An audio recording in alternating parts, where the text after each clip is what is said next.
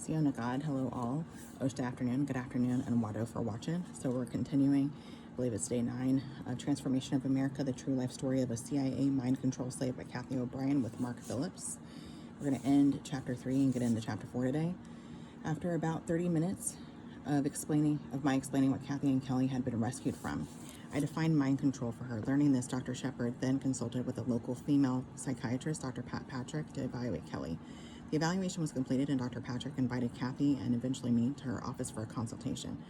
This was to be Kelly's first official evaluation that indicated she suffered from multiple personality disorder, MPD, a serious psychological disorder resulting from severe and repeated trauma. That's also called dissociative identity disorder, or DID now. I then asked Dr. Patrick if she could arrange for a sexual abuse specialist to verify if Kelly had been abused. She complied. The results were positive. Dr. Patrick and Kathy seemed almost relieved at this validation. The results sickened me. Kelly's asthma stabilized at Humana, and she was transferred to Charter North Psychiatric Hospital for in-hospital care. Dr. Patrick apparently provided the best care she knew. Unfortunately, it was inadequate. Months passed, and the state of Alaska welfare authorities began to realize Kelly was not improving, and her ineffective care costs were mounting by thousands of dollars weekly. Dr. Patrick, Kathy, and I, with the cooperation of the Tennessee Violent Crimes Claims Commission, began searching for a hospital that would accept Medicaid insurance. Finally, one was located in Owensboro, Kentucky, which advertised a specialty in working with ritually abused children. Kelly was transferred to this facility, and the state of Alaska paid all the bills for her to move there. Later, we learned that this elegant hospital facility was nothing more than a human warehouse that collected whatever fees the federal and state governments would pay for them per child. A pretty place to see, but the care for Kelly would prove to be less than nothing. During the summer before Kelly was transferred to this Kentucky hospital and Kathy was recovering satisfactorily, I felt it was safe to leave their side so that I could find work. We desperately needed money to travel, to live, and to return to the lower 48 with Kelly in the winter. I quickly secured a job at Alaska Business College as an interviewer of prospective students. My sales performance resulted in my being promoted in 2 weeks from an admissions representative to director of admissions.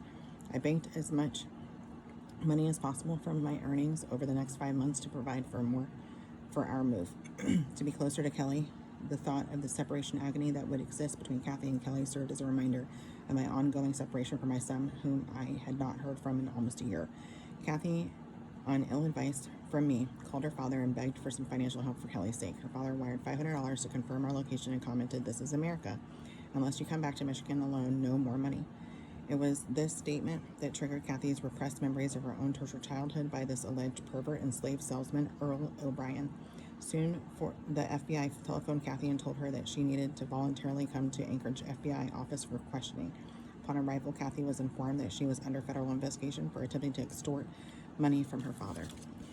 Kathy looked strangely relieved when she heard these changes. Later, I would learn that she felt better knowing for sure she was not crazy or delusional and that her father did in fact do those things to her and her brothers and sisters. The FBI agent was openly sympathetic, and reportedly the DOJ-inspired investigation was subsequently dropped upon his recommendation.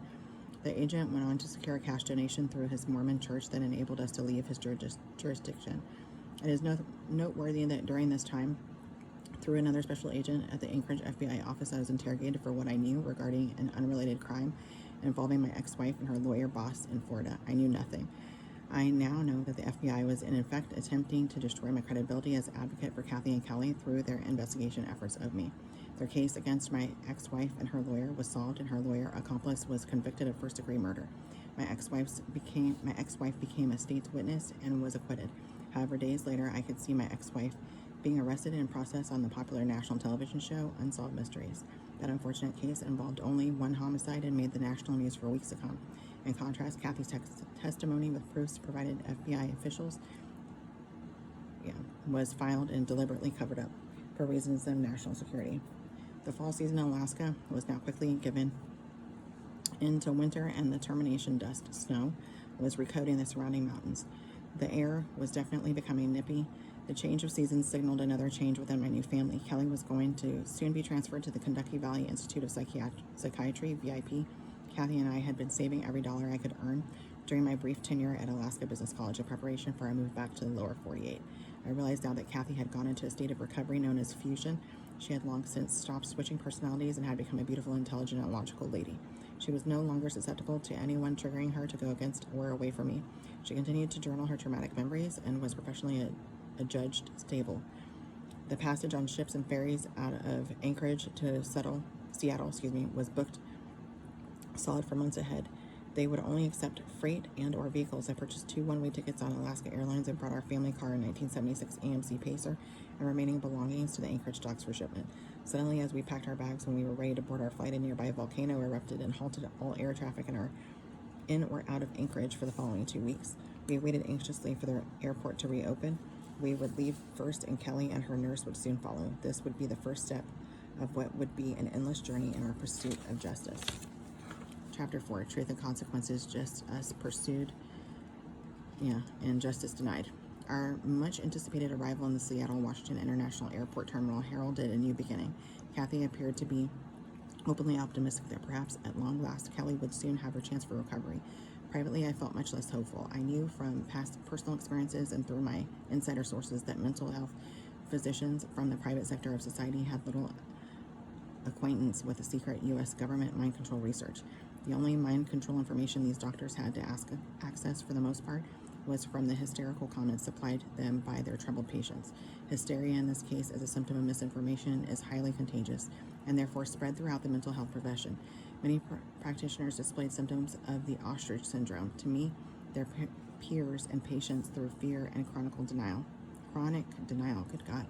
It was 1990, the beginning of the last decade of the century and the millennium, and most mental health physicians remained in a state of denial concerning the existence of mind control. Mental health as a science is barely 100 years of age, truly an industry in its infancy in relation to the other recognized healing arts. Due to mental health's infancy and the fact that it is rooted in the archaic mystical theories of Jung and Freud, combined with the non-availability of government-controlled research information, the term mental health is viewed by patients and doctors alike as an oxymoron. Patients I have interviewed who suffer from dissociative disorders frequently refer to the profession as mental hell and their well-intentioned provider as the rapist. Unfortunately for all parties concerned, in many reported instances, these cruel labels are consistent with the quality of care provided, whereas I strongly support in concept the healing arts existing in the fields of mental health that could be applied in the treatment of mind control patients. I cannot foresee their application in meeting the needs of these patients without some radical changes in our National Security Act around 1970. I recall witnessing a mild case in point. I was overseeing the videotaping of top-secret psychiatric experiment involving a young man who had suffered brain damage resulting from some type of severe head trauma. This patient was ambulatory. He could not remember anything, express himself, or for that matter, think. He was not brain dead, he was mind dead. Through the application of combination of experimental drugs and high-tech electronic technology involving harmonics, his brain was being retrained to permit constructed thought processes to commence. The brain scar tissue that was bypassed. I equated this experimental procedure to hot wiring of an ignition switch of an automobile to preclude the use of a key. The extraordinary procedure and subsequent results of the experimental therapy was meticulously recorded. The record, tape, and doctor's notes were dropped into a security envelope and were taken by courier to Fort George Meade, Maryland. What made this case so memorable was the event that immediately followed. I overheard the experiment's attending physician complaining bitterly to his nurse colleague that his patient in the adjoining ward, who was not a DOD guinea pig, through application of this method could probably recover. The doctor's complaint addressed his being prohibited from applying state-of-the-art treatment for his patient by virtue of this DOD oath of secrecy. This doctor was frustrated at being forced to serve 2 masters. The DOD, being one master, held control over his career through his medical license, liability insurance, and the secrecy oath he had signed. The second master was the doctor's own moral and ethical standards, supported by the Hippocratic oath he had signed upon becoming a physician. Thus, without benefit of the voluminous DOD research findings and technology developments, the medical field of mental health is in its learning curve for establishing models to provide patients state-of-the-art care. In other words, mental health providers themselves are quickly becoming the second group of mind and information control victims. The mental health profession is in a state of crisis and has arrived at the proverbial crossroads of failure and success. The road to success through the application of available technologies appears to be blocked for reasons of national security. So until tomorrow, don't go hang till we meet again. Let me mean it.